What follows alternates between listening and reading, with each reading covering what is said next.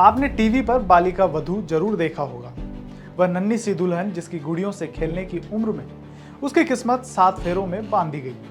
Serial में जो आपने देखा वह सिर्फ पटकथा नहीं थी, वह राजस्थान की सच्चाई का आईना था। अफसोस की बात यह है कि दशकों बाद भी राजस्थान की मिट्टी में यह कुप्रथा अब भी जिंदा है।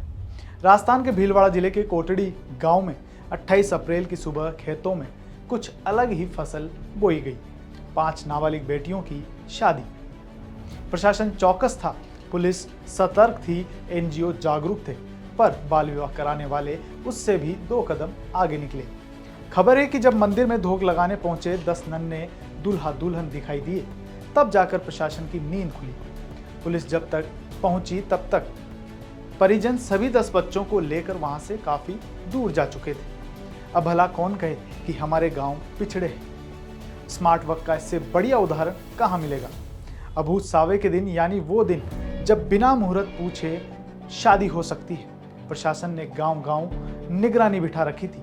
गांव की गली गली में पुलिस, चौपालों पर एनजीओ और मंदिरों में धर्म गुरु पहरा दे रहे थे। लेकिन बाल विवाह समर्थक जानते थे कि असली संदेह की निगरानी सड़क और मंदिर पर होती है, खेत में नहीं। गांव वालों ने खेत में ही मंडप सजा दिया और चुपचाप 5 बालिकाओं को ब्याह दिया। भले ही बच्चियां पढ़ाई से दूर हों, पर बाल विवाह में पूरी प्रैक्टिकल ट्रेनिंग मिल गई। कोटड़ी थाना एसएचओ ने अब गोपाल गाडरी के खिलाफ मामला दर्ज कराया है, जिसकी 4 बेटियां और एक भांजी ब्याही गई। एक साथ 5 जिम्मेदारियां हल्की कर दी। प्रशासन इस पर हैरान है, लेकिन समाज के ठेकेदारों ने इसे परंपरा कहकर ताली बजा दी है। पुलिस का बयान आया कि शिकायत हमने खुद की है, यानी शादी की खबर भी खुद को मिली, केस भी खुद दर्ज किया और अब जांच भी खुद कर रहे हैं। इससे पहले बूंदी जिले में भी 14 बाल विवाहों को रोककर प्रशासन ने सराहनीय काम किया। धर्म गुरुओं ने भी इस मुहिम में साथ दिया। अब जरूरत है कि इसी मॉडल को हर जिले में अपनाया जाए, ताकि खेतों से लेकर खलियानों तक हर जगह कानून की गूंज सुनाई दे।